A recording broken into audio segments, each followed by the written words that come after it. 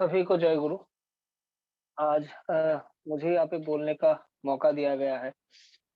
मैं ठाकुर जी के बारे में या मेरे ज़िंदगी में ठाकुर जी को पकड़ के चलने चलने में जो अनुभूति हुआ है मुझे, वो कुछ हद तक मैं आप सबके साथ बाँट पाऊँ, शेयर कर पाऊँ। मेरा हिंदी उतना अच्छा नहीं है, तो थोड़ा समझने का प्रयास कीजिएगा। संभव हो दादा तो वीडियो ऑन करते तो अच्छा हो। हाँ,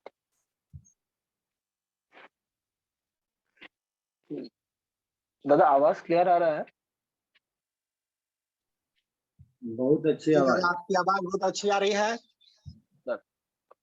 तो मुझे बोला गया है कि कुछ मैं बोलूँ अपनी ज़िंदगी में ठाकुर जी को पकड़ के, जो मेरा अनुभूति हुआ है उसको लेके कुछ बोलूँ। तो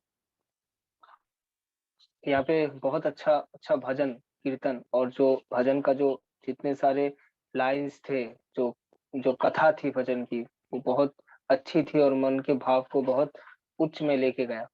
तो मैं शुरुआत में यही बोलूँगा कि मैं जो श्री श्री ठाकुर जी का दीक्षा लिया हूँ, मैं ठाकुर जी को प्यार करके, जो हम बांग्ला में बोलते हैं ভালোবেসে, হ্যাঁ, আমি ভালোবেসে তার दीक्षा नहीं ली। मैं प्यार करके उनका दीक्षा मैं नहीं लिया। मैं उनको जान के उनका दीक्षा मैं नहीं लिया। माँ मेरे को बोली कि ठाकुर जी का दीक्षा लेना चाहिए, तुम ले लो, तो मैं ले लिया। लेकिन दीक्षा लेके मैं ये जाना हूँ कि प्यार किसको बोलते हैं। हम बांग्ला में जिसको बोलते हैं भालोबाशा, ये भालोबाशा किसको बोलते हैं, भालोबाशा कैसे होता है, क्या होता है, ये मैं श्री श्री ठाकुर जी को पकड़ के जाना हूँ। अगर कोई मुझसे आके पूछे ऐसा कि श्री श्री ठाकुर जी को पकड़ के तुमको क्या मिला? हुँ, कि हम लोग अभी जो युवा हैं, हम लोग 5G के टाइम के युवा हैं, कोई लॉजिक के बिना हम कुछ करेंगे नहीं। तो अभी अगर मुझे अगर कोई पूछेंगे कि तुम जो श्री श्री ठाकुर जी को लेके चलते हो, तुम भजन करते हो, कीर्तन करते हो, सब काम एक साथ करते हो, तो उनको पकड़ के तुमको क्या मिला? तो मैं उनको 2 ठो चीज़ ही बोलता हूँ। एक है कि मेरा दृष्टिभंगी का परिवर्तन हुआ है। दृष्टिभंगी मतलब परसेप्शन। जो मैं पहले जैसा सोचता था एक चीज़ को देख के, आज उसी चीज़ को देखता हूँ तो कुछ और सोचता हूँ। और एक चीज़ है कि मैं प्यार करना सीखा हूँ। प्यार किसे कहते हैं, ভালোবাসা काके बोले, ভালোবাসা किसे बोलते हैं, वो मैं जाना हूँ। परसेप्शन के बारे में एक एग्जांपल देके मैं बोलता हूँ। आज से कुछ साल पहले मैं क्रिकेट खेलता हूँ बहुत, तो क्रिकेट के सिलसिले में मैं एक ग्राउंड पे गया था, तो लौटते वक़्त वहाँ से मेरे पैर पे एक चोट लग गया। साइकिल से आ रहा था तो मेरे पैर पे चोट लग गया, तो मुझे इतना दर्द हो रहा था, मैं मतलब ऊपर ऐसे आसमान में देख रहा हूँ और देख के बोल रहा हूँ, हे ठाकुर जी, मतलब मेरे साथ ही क्यों ऐसा होना था? मतलब मैं ही क्यों? तो ये सोचते-सोचते आ रहा था, तो एक साइकिल पे चढ़ के आ रहा था और पैर पे भी दर्द है, तो और यही सोच रहा हूँ कि ठाकुर जी मेरे साथ ही ऐसा क्यों? मेरे साथ ही ऐसा क्यों? हमेशा मैं ही क्यों मिलता हूँ आपको? बोलिए, मैं ही क्यों? बोलिए। तो ये सोचते-सोचते आ रहा था, तो एक ट्रैफिक पॉइंट आया, वहाँ पे मैं रुका। तो रुकने के बाद मैं दाहिनी ओर देख के मैं सोच रहा था, तो मैं अचानक मैं बाईं ओर देखा, तो देखा कि एक बंदा स्कूटी पे बैठा है और वो स्कूटी फ़ोर व्हीलर है। फ़ोर व्हीलर है मतलब उसका 2 पैर ही नहीं है, जो चलाने वाला वो जो चला रहा था, वो ड्राइवर था, उसका 2 पैर ही नहीं है। तो मैं वापस वही मैं जो सोच रहा था 10 सेकंड पहले और 10 सेकंड बाद में वही मैं ठाकुर जी को वही मतलब आसमान की तरफ वही और मतलब देख के मैं ठाकुर जी को बोला कि हे ठाकुर जी, आपके दया से मेरा पैर तो है, दर्द हुआ पैर है इसीलिए तो दर्द हुआ, पैर तो है, यही तो आपका दया है। ये जो परसेप्शंस का चेंज होना, हाँ, दृष्टिभंगिर परिवर्तन इसको हम बांग्ला में बोलते हैं कि परसेप्शन चेंज होना।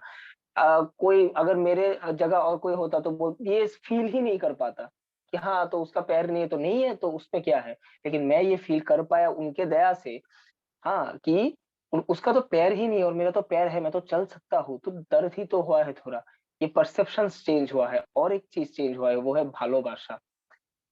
ভালোবাসা के बारे में मैं जब अपने दोस्तों से बात करता हूँ, तो वो उनके जो अनुभव होता है, अनुभूति होता है, वो मुझे बोलते हैं। वो बोलते हैं ভালোবাসা मैं उनको पूछता हूँ कि प्यार क्या है तुम्हारे लिए? ভালোবাসা তোমার জন্য কি? तुम्हारे लिए क्या है? तो वो बोलते हैं कि ভালোবাসা एक अनुभूति है, ভালোবাসা एक फीलिंग है, कुछ भी वो जो सोचते हैं वो मुझे बोलते हैं।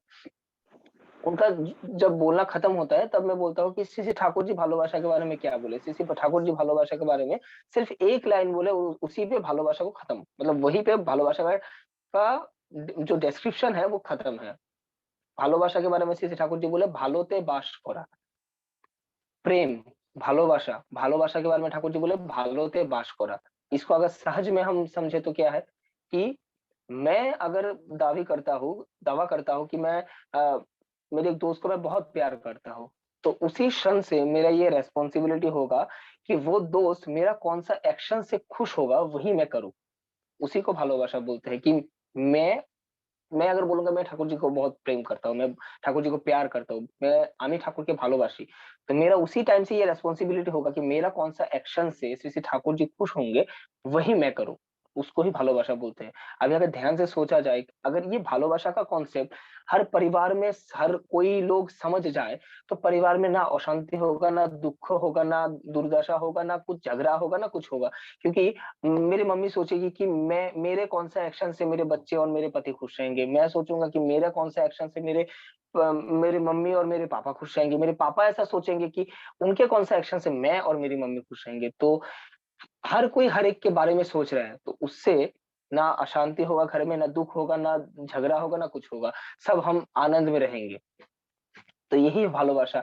आजकल के युवा में मेरे ही 2-3 दोस्त ऐसा हुआ है उनके साथ कि वो किसी लड़की से हाँ, प्यार करते थे, तो उसके साथ शादी नहीं होने के कारण वो सुसाइड अटेम्प्ट कर लिए। वो माने they are no more in this world, तो वो सुसाइड अटेम्प्ट कर लिए। और 2 दोस्त आके मुझे बोले कि उसको उसका प्यार नहीं मिला इसीलिए वो सुसाइड किए। सोच के देखिए, শ্রী ঠাকুর जी बोले, "ভালোবাসার টান কর্মে আনে সফলতা জীবনে উত্থান।" मतलब भालोबासार टान, प्यार का जो आकर्षण होता है वो कर्म में जो हम करते हैं उसपे सफलता लाता है और जीवन में उत्थान होता है। तो वो आके मुझे बोले दोस्त लोग कि वो उसको उसको उसका प्यार नहीं मिला, वो उसका दर्द सहन नहीं कर पाया इसीलिए वो मर गया। मैं उनसे बोला कि प्यार का मतलब ही नहीं पता था उसको। अगर प्यार का मतलब उसको पता होता, अगर भालोबासा का मतलब उसको पता होता तो वो पहले ये सोचता कि मेरी मम्मी है, मेरे पापा है, वो लोग भी मुझसे मुझसे प्यार करते हैं। तो पहले उसका रिस्पॉन्सिबिलिटी होता कि मैं अपने मम्मी-पापा के बारे में सोचूँ और वो लड़की के साथ जो हुआ है ना, उसका वो प्यार नहीं था। अगर प्यार होता तो ज़िंदगी कुर्बान नहीं करता, वो सुसाइड नहीं करता। वो सोचता कि मेरे कौन से मेरे एक्शन से वो खुश रहेंगे। वो आशोक्ति था, अट्रैक्शन था या कुछ भी हो सकता है, वो प्यार नहीं हो सकता। क्योंकि प्यार में उत्थान है, प्यार में उन्नति है, प्यार में ये सब नहीं होता। सोच के देखिए आजकल का युवा अगर ये सब सोचे कि प्यार मतलब एक मतलब क्या है ना एक जिद उसके उसके लिए उसका वो जो प्यार था वो लड़की के लिए वो एक जिद था कि उसको मुझे वो चाहिए। जैसे मुझे एक आईफ़ोन चाहिए, ठीक है? वो आईफ़ोन के लिए मेरा प्यार नहीं है। मुझे मेरे पास आईफ़ोन नहीं है अभी मुझे आईफ़ोन चाहिए ही चाहिए। हाँ, मेरे दोस्त लोग सब लेके घूमते हैं तो वो आईफ़ोन के लिए मेरा प्यार नहीं है, वो एक अट्रैक्शन है। वो एक मतलब क्या है वो जिद है मुझे चाहिए। वो प्यार नहीं हो सकता। तो सीसी ठाकुर जी को पकड़ के मैं भालोबासा किसको बोलते हैं मैं ये जाना हूँ और ये मेरा दृष्टिभंगी का परिवर्तन हुआ है। अगर मैं कुछ एक चीज़ को देख के पहले कुछ सोचता था, आज उसको ही उसी चीज़ को देख के वही मैं दूसरे तरीके से सोचता हूँ। तो एक बार आचार्य देव श्री श्री दादा तब बैठे थे, तो आचार्य देव के पास एक बहुत गुणी एक जन मिलने के लिए आए थे। तो आचार्य देव बोले कि श्री श्री दादा आचार्य देव को बोले कि जाओ उनसे मिल के आओ। तो आचार्य देव उनके साथ आधा घंटा बात किए, तो बात करने के बाद फिर से जब नाटमंडप पे आए, तो आचार्य देव श्री श्री दादा पूछे आचार्य देव से कि क्या बात हुआ? तो श्री श्री आचार्य देव बोले कि আমি ওনাকে বললাম मैं उनको बोला कि सत्संग पे कोई कंपटीशन नहीं है, कोऑपरेशन है। कंपटीशन नहीं है। सोच के देखिए कि आज अगर मैं श्री श्री ठाकुर जी को लेके चलने से उत्थान-पतन होता है, मन का भाव उत्थान भी होता है, पतन भी होता है। कभी हम बहुत अच्छे रहते हैं, कभी हम उतना अच्छा नहीं रह पाते। तो जब हम बुरे वक़्त हमारा चल रहा होता है, तो श्री श्री ठाकुर जी का दया हम गुरु भाई, गुरु बहन उन लोगों से फ़ील करते हैं। वो आके हमको इंस्पायर करते हैं कि देखो ऐसा-ऐसा है, तुम चलो देवघर चलो। वो हमको लेके जाते हैं देवघर। वहाँ पे साधु संग करने से फिर से हमारा मन का भाव फिर से वही जब पुराने वाला मैं था, वो एनर्जेटिक वाला मैं था, फिर से आ जाता है। तो यहाँ पे कंपटीशन नहीं है, कोऑपरेशन है। कंपटीशन मतलब सोचिए कि मैं प्रार्थना सुबह का नहीं करता, तो मेरा कोई दोस्त आके मुझे ऐसा नहीं बोलेगा, हाँ हाँ वो नहीं करता, नहीं करने दो उनको, उसको दया नहीं मिलेगा ना, मत करने दो, मेरा क्या जाता है। ऐसा कोई नहीं बोलेगा, सब आके बोलेगा कि नहीं प्रेयर करो, प्रेयर करो। क्यों बोलेगा? क्योंकि यहाँ पे कोऑपरेशन है। हम सब परमपिता के संतान है, सब हम भाई बहन हैं। तो हम सब परमपिता के संतान है, हम सब चाहते हैं कि हम सब परमपिता के हो पाए। तो इसीलिए वो आके मुझे बोलेंगे कि तुम प्रेयर करो, प्रेयर करना चाहिए, ठाकुर जी बोले हैं ऐसा, तुम प्रेयर करो। तो यहाँ पे कंपटीशन नहीं है, कोऑपरेशन है। हाँ, अगर किसी का अवनति होता है तो हम उसको जाने नहीं देते कि हाँ डूब मरे वो, ऐसा नहीं करते, हम उसको उठा के लाते हैं। यही है सत्संग। कि ठाकुर जी बोले ना धर्मों के बारे में कि अन्य बाचाए निजे থেকে ধর্ম বলে জানিস তাকে।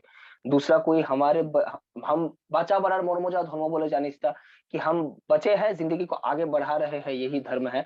और हम बच रहे हैं और सबको लेके आगे बढ़ रहे हैं, यही धर्म है।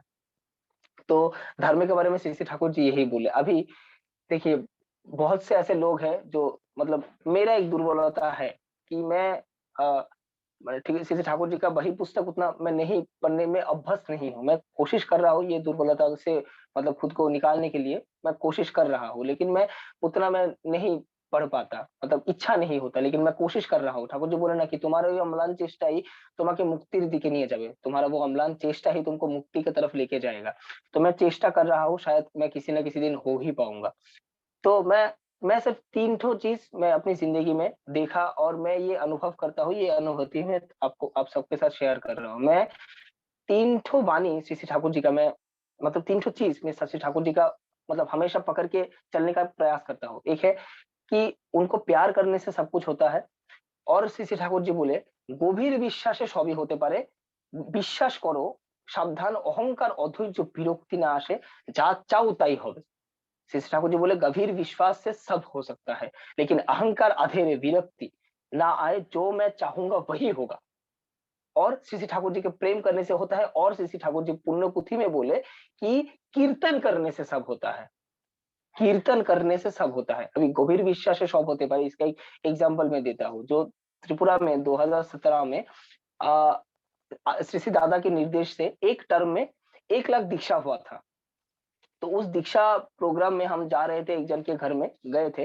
तो वहां पे जाके एक जन के एक परिवार के एक सदस्य से हमारा बात हो रहा था। तो वो मुझे हमको बोले थे एक घटना, वो घटना ही मैं आपको सबके साथ शेयर करना चाहता हूँ। त्रिपुरा कुछ सालों पहले भी उग्रपंथी का इलाका था। मतलब यहाँ पे उग्रपंथी लोग यहाँ पे राज करते थे। हाँ, सब कुछ लूट लेते थे, लोगों को मार देते थे, ऐसा ही सिचुएशंस था। तो उस बंदे को भी उग्रपंथी उठा लेके गए थे। तो उठाने के बाद वो बोले कि तुम्हारे पास जो है वो मुझे दो, तुम्हारे पास जो है वो तुम मुझे दो। तो वो बोलने के बाद वो बोला कि मेरे पास कुछ भी नहीं है अभी, तुमको देने देने के लिए तुम्हारे पास कुछ भी नहीं है, मैं तुमको कुछ भी नहीं दे पाऊंगा, मेरे पास है ही नहीं कुछ, तुमको जो लेना है तुम ले लो। बोले अभी तुम्हारे पास जो है वो तुम मुझे दो, नहीं तो मैं अभी तुमको मार दूंगा। तो बोले अभी मैं तुमको मार दूंगा। वो बोले देखिए, मेरे पास कुछ भी नहीं है, आपको जो लेना है वो लेके जाइए, मेरे पास कुछ भी नहीं है आपको देने के लिए। वो फिर से बोला कि नहीं, तुम्हारे पास कुछ ना कुछ तो है, वही मुझे दो, अगर तुम मुझे कुछ भी नहीं दोगे तो मैं तुमको मार दूंगा। तो वो उस टाइम पे उसका घड़ी था, वो घड़ी में देखा कि उसका प्रेयर का मतलब इवनिंग प्रेयर का टाइम हुआ है। तो वो बहुत डरा हुआ था और वो पूरा जोश से श्री श्री ठाकुर जी का प्रेयर कर रहा था कि बार बार करो विनती राधा स्वामी आगे। ऐसे वो पूरा जोश से वो प्रेयर कर रहा था। प्रेयर करते वो लोग उग्रपंथी जो लोग थे वो उसको देख रहा था। वो बोला क्या कर रहा है ये। प्रेयर खत्म हुआ तो वो फिर से बोला कि तुम मुझे दोगे या नहीं दोगे। वो बोला कि नहीं है मेरे पास। बोला कि मैं तुमको गोली चला दूंगा। वो बंदा बोला कि तुम मुझे गोली चलाओगे लेकिन मेरा कुछ होगा नहीं। क्यों पता है? कि मेरे ऊपर श्री श्री ठाकुर जी है। तुम मेरा कुछ भी नहीं उखाड़ सकते, तुम मुझे गोली चलाओ, तुम्हारा गोली चलेगा नहीं, ऐसे बोला। इतना विश्वास से बोला कि तुम्हारा जो गोली चलाओगे ना बंदूक से, वो गोली तुम चला नहीं पाओगे। तो वो ये सब होते हुए उग्रपंथी लोगों जो कमांडेंट है ना वो देख रहा था। वो नीचे आया, बोले क्या हुआ, इसका क्या सीन है इसका। बोले कि ये देखिए ना, ये पागल क्या बोल रहा है कि हम उसको गोली चलाएंगे, वो गोली चलेगा नहीं गोली। हाँ, क्या अनाप शनाप बोल रहा है। बोला ऐसा ऐसा है बेटा। वो रिवॉल्वर लिया, गोली चलाया। विश्वास कीजिए वो गोली चला नहीं। फिर से वो ट्राई किया, फिर से नहीं चला। उग्रपंथी का जो कमांडेंट था वो बोला कि मान लिया तुम्हारे ठाकुर जी को, जाओ। तो ऐसे वो आज भी जिंदा है, ठाकुर जी का काम कर रहा है, अपने परिवार को संभाल रहा है। ये सब कुछ मतलब वो सब कुछ अपना परिवार का देख रहा है, वो जिंदा है। ये क्यों हुआ, ये कैसे हुआ? गंभीर विश्वास से। उसका विश्वास था सीसी ठाकुर जी के ऊपर इतना कि मेरा ठाकुर जी है और मुझे कुछ भी नहीं हुआ होगा, उस विश्वास से वो जिंदा लौट आया वहां से। कुछ दिन पहले 2 महीने पहले मेरा एक दादा, उसका 2 साल का बेटा है, तो वो बेटे को ऊपर गर्म पानी गिर गया था, पूरा तपतपा गर्म पानी है वो गिर गया था। हमारे यहाँ पे लोकल हॉस्पिटल पे लेके गया, अच्छा हॉस्पिटल है, वहां पे लेके गया और वहां पे बोल दिया कि ही इज डेड। उसका 90% जल गया था, गले से लेके गला मुंह पूरा, मतलब पूरा बॉडी। 2 साल का बच्चा है, सोचिए कि हमारे ऊपर अगर गर्म पानी का मतलब थोड़ा बूंद गिर जाए तो मतलब हमको कितना कष्ट होगा। हाँ, हमारा शरीर तो सहनशील है ना, हम बड़े हो चुके हैं। वो 2 साल का बच्चा है, गर्म पानी उसके मतलब शरीर पे गिरा और वो पूरा जल गया, गले से लेके पूरा, मतलब मुंह गला पूरा शरीर जल गया। डॉक्टर बोल दिया कि उसका कुछ नहीं हो सकता। आचार्य देव के पास निवेदन हुआ, आचार्य देव बोले घबराने का कोई बात नहीं है, डॉक्टर जैसे जैसे बोलेंगे वैसे वैसे करते जाओ। कोलकाता पे लेके आए, कोलकाता में ट्रीटमेंट शुरू हुआ, दिन ब दिन डिटोरेट कर रहा है, सिचुएशन डिटोरेट कर रहा है। लेकिन वो जो दादा थे, संजीत दा मेरे भाई है, वो संजीत दा ऐसे ही मन में सोचने लगे कि आचार्य देव बोले कुछ नहीं होगा, मतलब कुछ भी नहीं होगा। वो जैसे ही ऐसा सोच रहे हैं, वैसे ही सिचुएशन डिटोरेट कर रहा है, मतलब अवनति हो रहा है। वो और मतलब विश्वास से कि कुछ नहीं होगा, आचार्य देव बोले। फिर एक टाइम पे ऐसा है कि और उन्नति का कोई चारा नहीं है। फिर से आचार्य जी के पास निवेदन हुआ, आचार्य जी बोले कि मैं श्री श्री ठाकुर जी के पास प्रार्थना करता हूँ कि वो बच्चा ठीक हो जाए। यकीन मानिए, आज वो बच्चा जहाँ पे यहाँ पे डेड अनाउंस कर दिया गया था, कोलकाता में जब पहली बार लेके गए थे, बोले थे वो बचेगा नहीं। ऐसा केस हमारे पास आया नहीं, उसको वो बचने का कोई रास्ता नहीं है, वो नहीं बचेंगे, उसका बचने का कोई रास्ता नहीं है। वही बच्चा आज वापस लौट के आके अपने मम्मी पापा के साथ खुश है। कैसे हुआ? विश्वास से। वो विश्वास किया आचार्य देव की वो बात को, इसीलिए हुआ। तो इसीलिए श्री ठाकुर जी बोले গভীর বিশ্বাসে সবই হতে পারে, বিশ্বাস करो किंतु सावधान। अहंकार अधैर्य विरक्ति, अहंकार अधैर्य कि हो नहीं रहा है, वो जो हाल नहीं छोड़े कि मेरा बच्चा डिटोरिएट कर रहा है, वो हाल नहीं छोड़े, अधैर्य नहीं हुए, विरक्ति उसको नहीं आया, इरिटेशन नहीं आया कि नहीं क्यों हो रहा है। वो ऐसा सोचने लगे कि नहीं था, आचार्य देव बोले मतलब होगा ही होगा। तो ये जो अब जो विश्वास किया, उसके वही रीजन है कि वो वापस उसके बच्चे को लेके वापस घर आ पाए, जहां पे डॉक्टर बोल दिए थे कि बचने का कोई रास्ता नहीं है। श्री श्री ठाकुर जी, मतलब मैं कभी कभी ऐसा सोचता हूँ कि अगर हमारे पास आचार्य परंपरा नहीं होता तो मतलब क्या होता, मतलब हमारी जिंदगी में। श्री श्री ठाकुर जी बोल के गए कि श्री श्री ठाकुर जी जो मतलब আমি যা বড় খোকা टाकर ए पीठ और ओ पीठ, मतलब सीसी ठाकुर जी जो है, हाँ, और बरदा दोनों में कोई अंतर नहीं है। मैं ऐसा अनुभव करता हूँ कि मैं जब सीसी दादा का संग करता था तो मुझे ऐसा अनुभूति हुआ कि मैं सीसी ठाकुर जी का 3 रूप को एक ही साथ दर्शन कर रहा हूँ। सीसी ठाकुर जी का जो वार्धक्य उम्र है वो सीसी दादा के माध्यम से, यौवन काल है जो वो सीसी आचार्य देव के माध्यम से, और किशोर जो वयस है वो अविंदा के माध्यम से। कोई अंतर नहीं है। श्री ठाकुर जी और मेरे मालिक पूजनीय अविंदा आचार्य देव के अंदर कोई अंतर नहीं है, वो अंतर्यामी है।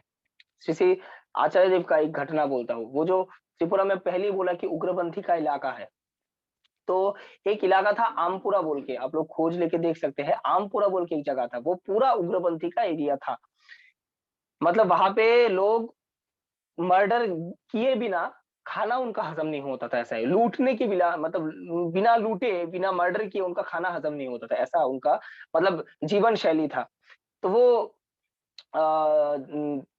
आचार्य जी बोले कि वहां पे एक जन को, हमारे यहाँ पे एक जन है ऋतिक दादा, दिव्येंदु चौधरी बोल के, उनको बोले कि वहां पे जाओ और दीक्षा का व्यवस्था करो। तो वो वहां पे गए, वहां पे जगह का सुधार हुआ। हाँ, वो लोग दीक्षा लेने के लिए प्रस्तुत हुए। पहले पहली बार वो जब गए तो वहां से उनको बोला गया कि अगर वो लोग अंदर आए तो अंदर आ तो जाएंगे लेकिन वापस लौट नहीं जा पाएंगे। उनको ऐसा चेतावनी दिया गया कि तुम लोग मत आओ हमारे पास, अगर आओगे तो जिंदा लौट के नहीं जाओगे। वो आचार्य देव के पास फिर से निवेदन किए वो दादा, आचार्य देव बोले दो हाथ उठा के कि आप लोग जाइए, मैं हूं, आपको कुछ नहीं होगा। वो विश्वास के साथ वो गए और वो धीरे धीरे दीक्षा होना शुरू हुआ। एक बार आचार्य देव पुरी मंदिर पे बैठे थे, पुरी मंदिर पे थे, तो दिव्येंदु दा एक दो जन को दीक्षा दे रहे थे। आचार्य देव पुरी मंदिर पे बैठ के दिव्येंदु दा का भाई, बड़ा भाई कानाई दा को बोल रहे थे कि आपका भाई आजकल बंदूकधारी लोगों को दीक्षा दे रहा है। बंदूकधारी मतलब बंदूक जो पकड़ते हैं, उग्रपंथी लोग तो बंदूक पकड़ते हैं ना, बोले बंदूकधारी लोगों को दीक्षा दे रहा है। तो कानाई दा बोले आगे आमी तो जानी नहीं, मेरे को मतलब मुझे नहीं पता। तो बोले कि अच्छा है, आचार्य देव बोले अच्छा है। तो वो वहां से कानाई दा जब आचार्य देव के सामने से जब गए, तो इंस्टेंट वो बेनू जेठू को फोन किया, मतलब दिव्येंदु जेठू को फोन किए। फोन करके बोले कि तुम आजकल बंदूकधारी लोगों को दीक्षा दे रहे हो? बोले नहीं, नहीं तो। बोले क्यों, तुम्हें तुम अचानक मुझे ये सवाल पूछे? बोले नहीं, आचार्य देव मुझे अभी पूछ रहे थे। सोचिए, आचार्य देव पुरी में बैठे हैं और दिव्येंदु दा त्रिपुरा के एक प्रत्यंत ग्रामांचल में बैठ के दीक्षा दे रहे हैं। आचार्य देव वहां से बैठ के बोल रहे हैं कि आपका बेटा बंदूकधारी लोगों को दीक्षा दे रहा है। श्री श्री दादा के पास एक जन गए, हमारे त्रिपुरा के ही कैलाशहर एक जगह है, वहां पे बहुत प्रवीण कर्मी है, वो अभी नहीं है। वो गए थे श्री श्री आचार्य देव के पास। आचार्य देव के पास जाके वो मंदिर में प्रेयर के लिए नहीं आता था सुबह। तो वो बोले कि आचार्य देव पूछे कि मंदिर में सुबह प्रेयर के लिए कितने जन आते हैं? वो तो मतलब घबरा गया कि अरे मैं तो खुद नहीं जाता, अभी क्या बोलूं। तो बोले कि आगे चार पांच छह जन आता है। आचार्य देव बोले नहीं, मैं तो सिर्फ चार जन को ही देखता हूँ रोज। सोचिए, वो वहां पे बैठे हैं, श्री श्री दादा वहां पे बैठे थे और यहाँ पे बोल देते थे कि यहाँ पे उनके सामने जब हम बैठे हैं ना, मैं ठाकुरगढ़ में बैठा हूँ तो वो मुझे देख रहे हैं, मैं क्या बोल रहा हूँ वो सुन रहे हैं। तो यही है आचार्य परंपरा। पूजनीय अविंदा के पास एक जन आए, ऐसे आके दो जन आए आके ऐसे बोले कि आगे दादा, हम अभी एमटेक किए हैं। हाँ, नहीं बीटेक किए हैं, अभी क्या करेंगे, एमटेक करेंगे या एमबीए करेंगे? तो अविंदा बोले कि तुम लोग एमबीए करोगे। तो उनके मन में शायद कुछ ना कुछ मतलब इधर उधर का था कि शायद एमटेक बोल देते हैं। होता है ना कि हम निवेदन तो करते हैं लेकिन हमारे मन में भी कुछ ना कुछ तो होता है। हाँ, वो सबकॉन्शियसली हो या हाँ कुछ ना कुछ होता है कि शायद अगर अगर ये बोल देते, तो उनके मन में भी शायद ये था कि शायद अविंदा बोल देते कि एमटेक करो, तो एमटेक में करता। तो अविंदा के पास वो लोग गए, जाके बोले कि आगे एमटेक? बोले नहीं, तुम एमबीए ही करोगे। तो अविंदा के पास एक जन रुका था, उनका दोस्त है रिकाई बोल के। रिकाई को पूछे कि उनको जाके पूछो उनका सेकेंड ईयर थर्ड ईयर में मतलब रिजल्ट क्या है। तो वो बोले कि आगे 7 पॉइंट समथिंग सीजीपीए था। तो मालिक उनको फिर बोले कि शोन, देने के लिए मतलब एमटेक करने के लिए गेट क्वालिफाई करना पड़ता है। एमटेक अगर तुम देने चाहो मतलब करना चाहोगे तो तुमको गेट एक एग्जाम होता है बीटेक के बाद, वो क्लियर करना होता है। और गेट क्लियर करने के लिए सेकंड ईयर थर्ड ईयर में अच्छे से पढ़ाई करना पड़ता है। तुम लोग पढ़ाई अच्छे से नहीं की, इसलिए एमटेक नहीं एमबीए बोल के वो मतलब अपने बाइक को लेके मतलब बर्दाबारी से निकल रहे थे। फिर अविंदा बोले कि শোন, আমি এমন অনেক কথা না জেনে বলে থাকি কিন্তু পরে দেখি ওই কথাগুলো সত্যি হয়ে যায়। अविंदा बोले कि मैं ऐसा बहुत सब कुछ नहीं जान के बिना जाने बोल देता हूँ, बस बोल देता हूँ और बाद में देखता हूँ कि वही सच हो जाता है, वही सच हो जाता है।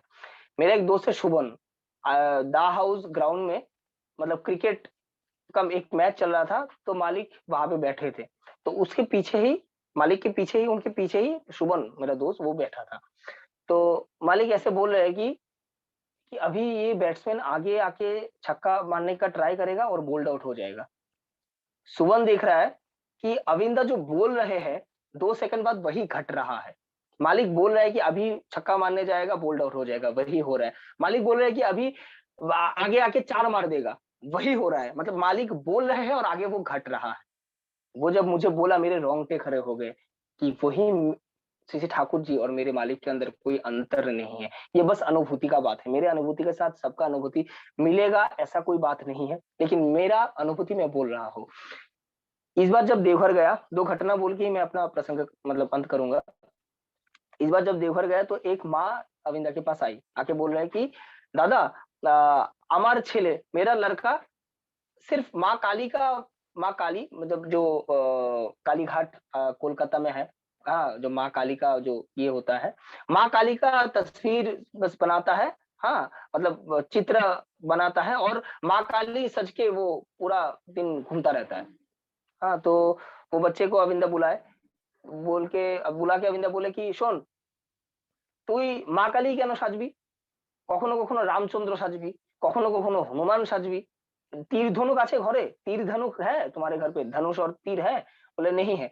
तो कभी-कभी रामचंद्र बनोगे, कभी-कभी हनुमान बनोगे। हाँ, हमेशा क्यों माँ काली बनोगे? तो बोल के उस बंदे को मतलब बच्चे को बोले कि सुनो, ये जो मेरे लिए तुम चॉकलेट लाए हो, वो लड़का एक चॉकलेट का जार लाया था। बोले चॉकलेट जो लाए हो ना, तुम तुम्हारी उम्र के सबको ये चॉकलेट दोगे और दोस्ती करोगे, जाओ। तो ऐसे बोल के अविंदा उनको उसको भेज दिए। फिर माँ को बुलाए, बुला के बोले आपका जो ये बच्चा जब आपका नहीं हुआ, उससे पहले से ही आपका ये इच्छा था ना दिल में कि आपका एक लड़की होगा और उसको आप बहुत अच्छे से सजाएँगे। हाँ, बाल लंबा होगा थोड़ा। हाँ, कान का जो ये होता है ना ईयररिंग्स पहनाएँगे। हाँ, आलता पहनाएँगे। ये आपका बहुत शौक था ना उसके होने से पहले? बोले आगे। बोले कि ये जब हुआ तब आप छोटे टाइम पे इसको लड़की का ड्रेस नहीं पहनाते थे? बोले हाँ। ये नुपुर पैर में जो नुपुर होता है वो नहीं पहना है? बोले हाँ, पहनाया। ये उसी का साइड इफेक्ट है। सोचिए, वो माँ बस आके बोले कि माँ काली बन के वो घूमता है और मेरे मालिक बोल दिए कि ये रीज़न की वज़ह से आपके साथ ये हुआ है। एक जन आके बोल रहा है कि मेरा ये डिज़ीज़ है समथिंग मेरे को याद नहीं है डिज़ीज़ का नाम, ये डिज़ीज़ है, अभी क्या होगा? हाँ, मतलब क्या करें? बोले कि हाँ, आपका तो ये डिज़ीज़ ये पहली बार नहीं है, उससे पहले भी एक बार हुआ था। बोले आगे नहीं हुआ था। मालिक बोले सोच के देखिए तो। वो माँ 3-4 मिनट सोचे और बोले हाँ, आगे हुआ था। तो मुझे मेरे बारे में इतना नहीं पता जितना मेरे मालिक को पता है। इस बार जब देवघर गया था तो मेरा एक दोस्त उसका मन बहुत खराब था उसका मन। वो पूरा दिन रो रहा था। मतलब उसको ऐसा लगने लगा था कि मैं क्यों हूँ पृथ्वी में? मैं ज़िंदा क्यों हूँ पृथ्वी में? मतलब किसी काम का नहीं हूँ मैं। तो वो दोस्त हमेशा देवघर में कीर्तन पे जाता था। जो प्रेयर के बाद जो कीर्तन होता था ना, वो कीर्तन में वो दोस्त हमेशा जाता था। तो उस दिन उसका मन इतना ही खराब था, तो वो सोचा कि मैं प्रेयर में नहीं जाऊँगा। तो उसके दोस्त लोग जो थे, वो बोले कि चलो प्रेयर में चलो। बोले कि नहीं भाई मैं नहीं जाऊँगा अभी प्रेयर में, मेरे को जाने का दिल नहीं है, मैं नहीं जाऊँगा, तुम जाओ मैं बाद में आता हूँ। तो 6:05 को प्रेयर है, 5:50 को वो दोस्त लोग उसको बुलाए, वो नहीं गया। अचानक वो अपना इंस्टाग्राम खोल के वो अचानक देखा कि एक सीसी ठाकुर जी की एक बानी। मतलब मेरे साथ ये अक्सर होता है कि मैं जब एक ऐसा प्रॉब्लम मेरी ज़िंदगी में आ जाता है कि वहाँ से उतरने का मतलब वहाँ से मतलब मैं उस प्रॉब्लम का सॉल्यूशन मेरे पास और नहीं है। मतलब मैं गया, ये प्रॉब्लम आया मतलब मैं अभी जा रहा हूँ, मैं अभी मतलब कोई चारा नहीं है कि उससे मैं निकल पाऊँ। तभी किसी के माध्यम से फ़ेसबुक हो, व्हाट्सएप हो या कुछ ना कुछ माध्यम से मेरे पास सीसी ठाकुर जी का ऐसा एक बानी मेरे आँखों के आगे आ जाता है कि उसी पे उसका सॉल्यूशन रहता है। तो उस बंदे के साथ भी सेम हुआ। तो वो इंस्टाग्राम खोला और इंस्टाग्राम पे सीसी ठाकुर जी की एक बानी देखा। बानी ऐसा था कि सीसी ठाकुर जी सत्यानुशन पे बोल रहे हैं कि যদি তুমি তোমার প্রিয় পরমকে সর্বস্বটুকু দিয়ে নিমজ্জিত হয়ে থাকো আর যদি ভেসে উঠবার আশঙ্কা জন্মায় তাহলে পুনরায় जोर करे पुनराय निमज्जित हुए विगत प्राण हो। बोले सीसी ठाकुर जी अगर तुम तुम्हारे प्रिय परम को सब कुछ दे के डूब चुके हो, निमज्जित मतलब डूब चुके, सब कुछ दे चुके हो और अगर तुमको वहां से डूबने से उठ मतलब भेसे उठबार आशंका जन्माए, तुम उठना चाहते हो वहां से, मतलब ऐसा वृत्ति प्रवृत्ति हमको जकड़ के पकड़ के रखता है ना कि मैं और तो दे दिया और नहीं, अभी अभी थोड़ा मेरा जिंदगी में एंजॉय करता हूँ। ठीक है, अगर भेसे उठबार आशंका जन्माए तो पुनराय जोर করে निमज्जित हुए विगत प्राण हो, जबरदस्ती तुम फिर से डूब के रहो कि नहीं मैं सीसी ठाकुर जी का ही हूँ, मैं सीसी ठाकुर जी के अलावा किसी को नहीं चाहता, सीसी ठाकुर जी मैं आपका ही हूँ। তো জোর করে নিমজ্জিত হয়ে বিগত প্রাণ হোক, দেখবে তোমার প্রিয় परम কত সুন্দর কেমন করে তোমাকে আগলে রেখেছেন, देखोगे तुम्हारा प्रिय परम कितना सुंदर है और कितने प्यार से तुमको जकड़ के रखे हैं। वो जब ये बानी देखे तो उसके दिल में ये अचानक एक स्पार्क हुआ, वो बोला कि नहीं मैं कीर्तन पे जाऊंगा। तो जब कीर्तन पे गया, वो सीसी वर्मा के नाट मंडप के सामने एक झूमर उठता है कीर्तन का और एक झूमर होता है मतलब सीसी बरदा के नाट मंडप पे। तो सीसी बरदा के नाट मंडप में वो पूरा मतलब उदाम कीर्तन कर रहा है और वो कीर्तन करते करते वो ऊपर देखे कि मालिक उसको देख रहा है, मालिक उनके रूम से उसको ऐसे देख रहे हैं, वो देख के मालिक देख के वो चले गए। फिर वो भी कीर्तन करते करते वो मनमणि धाम पे जाके खत्म हो गया। तो उसके बाद उसको थोड़ा आराम मिला, सुकून मिला। 14 तारीख का घटना है, 14 अप्रैल का। 15 अप्रैल उसके एक दोस्त ने उसको फोन किया, फोन करके बोला, उसका नाम लेके कि जानता है मालिक तुम्हारा ये कीर्तन का जो उन्मादना है ना वो बहुत पसंद कर रहे हैं। बोला कैसे? बोले तुम जब मतलब ये बजा रहे थे ना, जो झांझ, जो बड़ा करताल है जो बजा रहे थे ना, मालिक अंदर से बोल रहे थे कि सोच लीजिए कि मेरा ही ये नाम है, सोचिए ये विशाल है, विशाल है। हाँ, उसका नाम विशाल नहीं था, बोले कि ये विशाल है, ऐसे बोल रहे थे अंदर से। फिर मालिक उसको देखने के लिए आए, आने के बाद अंदर जाके बोल रहा है कि विशाल आने से कीर्तन बहुत एनर्जेटिक हो जाता है। तो वो बंदा इंस्टेंट बहुत खुश हो गया कि अरे मेरा मालिक को मैं खुश कर पाया।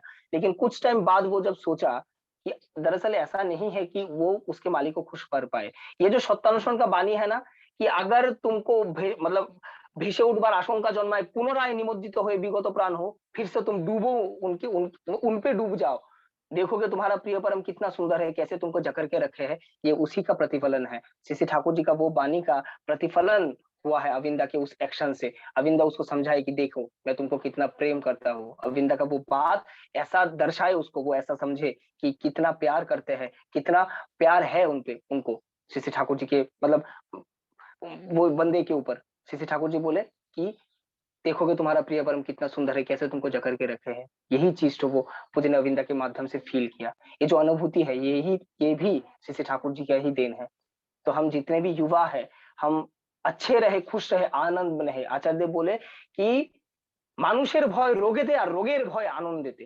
इंसान का डर है रोग में और रोग का मतलब भय है आनंद में। हम हमेशा आनंद में रहे। हमारे हमारे साथ तो श्री ठाकुर जी है, श्री ठाकुर जी ही लीला कर रहे हैं। आचार्य देव के माध्यम से, मेरे मालिक के माध्यम से हम देवघर में जाए, उनका संग करें। उनका संग करने से ही श्री ठाकुर जी के ऊपर हमारा प्रेम और बढ़ता रहेगा, और बढ़ता रहेगा। हमारे अंदर जितने दुर्बलता है, जितने खामियां है, वो घटता रहेगा, प्रेम बढ़ता रहेगा।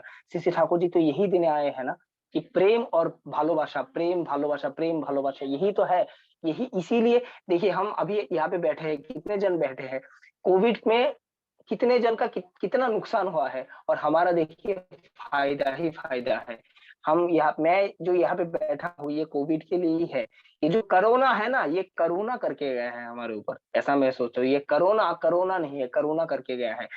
सत्संग राज्य भित्तिक था, अंचल भित्तिक था, जिला भित्तिक था, अभी विश्व भित्तिक हो गया है, पूरा वर्ल्ड वाइड हो गया है। क्यों? ये कोविड की वजह से। हम आचार्य देव बोले ना कि निष्काम प्रार्थना का बंधु हमको जुगाना चाहिए। सकाम प्रार्थना श्री ठाकुर जी मंजूर नहीं करते। अगर मैं यहाँ पे बैठे हुए, यहाँ पे मैं किसी को नहीं जानता, अगर मैं सबके लिए श्री ठाकुर जी के पास प्रार्थना करूंगा, वो प्रार्थना श्री ठाकुर जी मंजूर करेंगे। और कोविड की वजह से हमारा इतना दोस्त हो गया है कि वो दोस्त लोग जब हमारे लिए प्रार्थना करेंगे श्री ठाकुर जी के पास, वो प्रार्थना श्री ठाकुर जी मंजूर करेंगे। तो निष्काम प्रार्थना हम लोग बंधु योगान हुआ, हमारी जिंदगी में ऐड हुआ है। तो यही तो है श्री ठाकुर जी के, श्री ठाकुर जी को लेकर चलने का यही बस एक मकसद है कि प्रेम भालोबाशा। मैं श्री ठाकुर जी को प्रेम करता हूँ, मैं सबको प्रेम करता हूँ। मैं श्री ठाकुर जी को प्यार करता हूँ, मैं सबको प्यार करता हूँ। यही तो है। हम सब देवघर में जाके मालिक का संग करें। उनके संग करने के बिना हम श्री ठाकुर जी का पूर्ण रूप से नहीं हो पाएंगे। और एक बात बोल के मैं अपना प्रसंग खत्म करता हूँ। लोग बोलते हैं कि positive vibration, negative vibration, positivity, negativity. सोचिए कि अगर मेरे घर के पास अगर कोई झमेला हुआ, झंझट हुआ, तो मैं वहां पे नहीं जाऊंगा। क्यों नहीं जाऊंगा? मतलब अगर सोचिए कि कोई मर गया है, तो मतलब मेरा दिल नहीं चाहता कि मैं वहां पे जाऊं, क्योंकि मेरे को दुख होगा, क्योंकि मेरे को वहां से नेगेटिव वाइब्रेशंस मिलेगा। हाँ, नेगेटिव वाइब्रेशन हमको मिलेगा, पॉजिटिविटी नहीं मिलेगा। हम आचार्य जी के पास क्यों जाते हैं? क्योंकि वहां पे हमको पॉजिटिविटी मिलता है, because he is the ultimate source of positivity. Shri Thakur ji is the ultimate source of positivity and love. तो हमको उनके पास जाके पॉजिटिविटी मिलता है। हमको जिंदगी में बचने और बढ़ने का जो प्रेरणा है वो उनसे मिलता है। और नेगेटिव वाइब्स हम पसंद नहीं करते। सोचिए श्री ठाकुर जी एक जगह पे बोले ना कि माछ मांस खासने और प्याज रसुन मादक छा। माछ मछली और नहीं खाने के लिए श्री ठाकुर जी मना किए। प्याज रसुन और मादक, मादक यब द्रव्य और प्याज और लहसुन खाने के लिए श्री ठाकुर जी मना किए। सोचिए हम जब माछ और मछली खाते हैं, जब उसको काटा जाता है, उसके अंदर कितना नेगेटिव, मतलब उसके अंदर दुख, जो काटते हैं ना, अगर मेरा कुछ हाथ कट जाता है और अगर कोई मेरे को स्पर्श करता है ना, वो नेगेटिविटी ही मिलेगा, ये दुख दर्द उसको भी फील होगा। तो सोचिए हम एक मांस मछली को काटते हैं, काट के फिर से खाते हैं, तो उसके अंदर जितना नेगेटिविटी है वो हम अपने अंदर ले रहे हैं, और हम सोच रहे हैं कि हम खुश रहेंगे, आनंद में रहेंगे। कैसे? वो तो ऐसा बात हो गया ना कि हम सिगरेट पी रहे हैं और ऐसा सोच रहे हैं कि हमको कभी कैंसर होगा ही नहीं। कैसे हो सकता है? हम विष पिएंगे और हम मरेंगे नहीं, हम तो महादेव नहीं है, हम इंसान हैं। हम विष खा रहे हैं और हम सोचेंगे कि हम खुश रहेंगे, आनंद में रहेंगे, कैसे होगा? तो सब के पास ये मेरा विनम्र अनुरोध है कि सब हम श्री श्री ठाकुर जी का पूर्ण रूप से मतलब होके उठ पाए। हम शौचनी जितने भी जन नहीं है वो हम शौचनी ले श्री श्री ठाकुर जी का जितना इच्छा है वो पूरा करने का प्रयास करें, क्योंकि श्री श्री ठाकुर जी बोले तुम्हारो ये अम्लान चेष्टा तुम्हें मुक्ति रिद्धि के लिए जावे। हम लोग श्री श्री ठाकुर जी का पूर्ण रूप से हो पाए। आप सबका सर्वांगीण इष्ट अच्छा जीवन वर्धन प्रार्थना करके मैं अपना आलोचना यहीं पे समाप्त करता हूँ। आप सब बहुत बहुत बहुत आनंद में रहिएगा। श्री श्री ठाकुर जी को लेके नित्य देवघर जाने का प्रयास कीजिएगा, मांस मछली नहीं खाने का प्रयास कीजिएगा, संपूर्ण रूप से श्री ठाकुर जी का होने का प्रयास कीजिएगा। श्री ठाकुर जी का गाने के लाइन पे एक जगह है कि एक टू दिए एक टू धोरे देखे पावा की यार जाय की को होता के, थोड़ा सा मैं दूंगा और थोड़ा सा मैं अपने पास रखूंगा, ऐसे हम उनका नहीं हो पाएंगे। आचार्य देव का एक गाने के लाइन पे है। तो हम संपूर्ण रूप से श्री ठाकुर जी का होने का प्रयास करें, यही मेरा विनती है। आचार्य देव का जो श्री दादा का जो अंतिम इच्छा था 3.5 करोड़ दीक्षा, वो दीक्षा के लिए हम अपने अंदर वो प्रेरणा लेने के लिए हम देवघर जाएंगे और प्रेरित होके हम लोगों में ठाकुर जी का बात प्यार प्रेम मतलब वितरण करेंगे। यही मेरा सबके पास ये विनती है। आप सब बहुत अच्छे रहेंगे, खुश रहिएगा, यही प्रार्थना करके मैं अपना आलोचना समाप्त करता हूँ। मेरा हिंदी उतना अच्छा नहीं है, इसलिए मैं क्षमा चाहता हूँ सबसे। सबको जय गुरु। सब बहुत अच्छे रहिए।